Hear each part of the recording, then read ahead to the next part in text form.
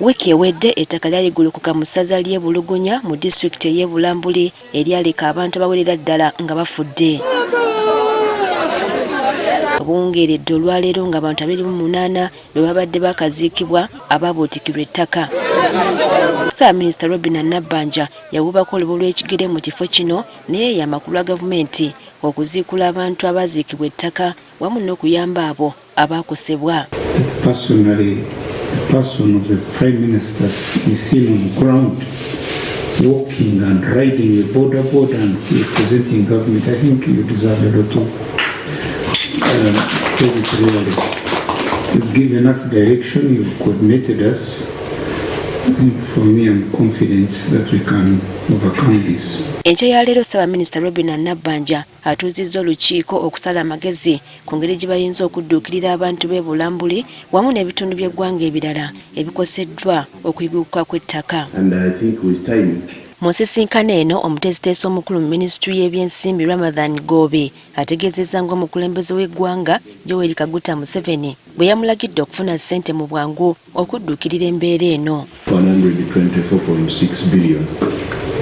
But we can phase it, and we start with those vulnerable places and the people, and then also ensure that we provide some money for the cash transfer, more money, the money for procurement of the land, part of the money, and also providing the money for putting in place the amenities, as you have indicated, and then also provide some money for managing other disasters.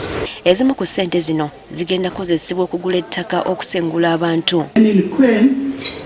We got 1,444.7 acres, and the value we got through interaction with the communities was 3.5 million, which gives us a total of 5 billion. So this land is unencumbered. Ssaabaminisita Robinah Nabbanja agamba nti kino kirina okukolebwa mu bwangu ddala okusobola okutaasa abantu. It's a must. The President says he's tired of seeing us cry.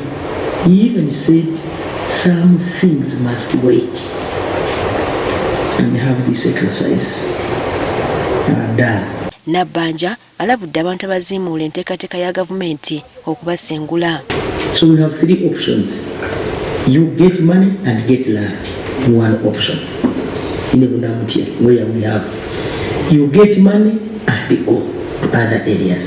The third option, you don't get money, you go. When we build those settlements in Bulambuli, we were trying to relocate a number of people from there, but the politicians were resisting. They didn't want their voters to go away from their land area because they say now when elections come, their people will have moved away to another location. But also the transportation cost, the money has to be available, the shelters and demarcation of the land, and some expedition from the different line ministries. Omukugu mu byuma ebitangaaza oba satellite Dr. Naggamba ategeezezza nti mu ssaawa 24 bagenda kuba bafulumizza ebyaliwo ng'ettaka tennagwako ku bika byalo ebyakosebwa. And we will be focusing on a number of aspects, one of them being infrastructure.